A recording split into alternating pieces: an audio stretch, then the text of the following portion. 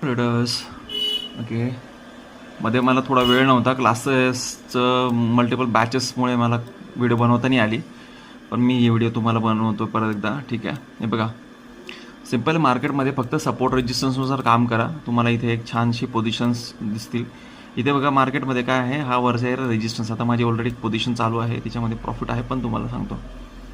बघा इथे काय आहे, मार्केटमध्ये वरचा एरिया ना, हा रेजिस्टन्स आहे, राईट ना. आता रेजिस्टन्स आहे तर त्याच्यावर त्याच्या खाली मार्केट क्लोजिंग नाही करत. बघा मार्केट परत वर आला, राईट. आता मार्केट खाली आलं, परत लिक्विडिटी ग्रॅब केली, मार्केट परत वर आलं.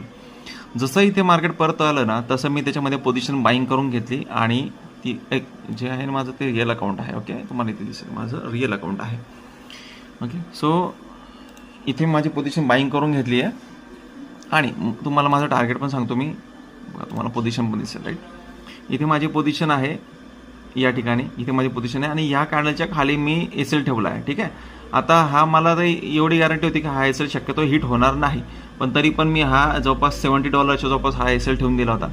ओके. आता मी त्याला मार्केट एक चांगल्या पोझिशनमध्ये आहे, तर मला मी त्याला लॉजिकल आता कुठे असायला पाहिजे ते मी तिथे ठेवून देतो. आता $38-34 माझी जवळपास रिस्क आहे. याला मी मॉडिफाय करून देतो आणि माझा टार्गेट पण दाखवतो. तर बघा माझं $106 टार्गेट आहे इथे. आता टार्गेट कुठे आहे माझं, जसं ह्या रेड कॅन्डलचा ब्रेकआउट येईल तसं मी निघून जाईल. ठीक आहे.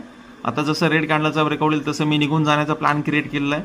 पण मल्टिपल लोक इथे काय होईल माहिती का, इथे लोक एंट्री घेतील. ठीक आहे. कारण की त्यांना काय दिसेल, एक मोठी कॅन्डल फॉर्मेशन होताना दिसेल, मार्केटमध्ये एक मोठी रॅली येताना दिसेल. त्याच्या बेसिसवर लोक इथे बाईंग करतील.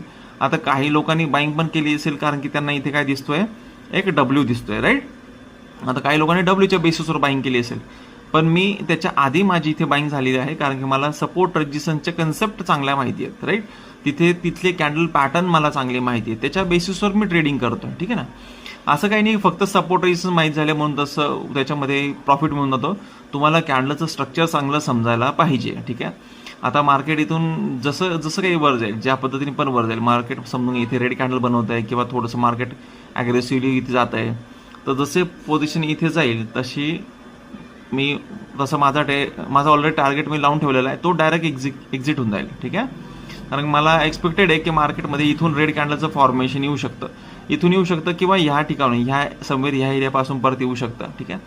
आणि लक्षात घ्या, हा HMR एरिया होता. HMR एरियामध्ये ट्रेडिंग कशी करायची हे मी तुम्हाला सांगितलेलंच आहे. त्याच्यामुळे HMR एरियामध्ये कॅपिटल नेहमी वाचवून ठेवायचा. ठीक आहे. HMR एरियामध्ये नक्की मल्टिपल लोकांचे अकाउंट डायरेक्ट झिरो होतात. ठीक आहे ना. तर कारण की HMR एरियाचं HMR एरिया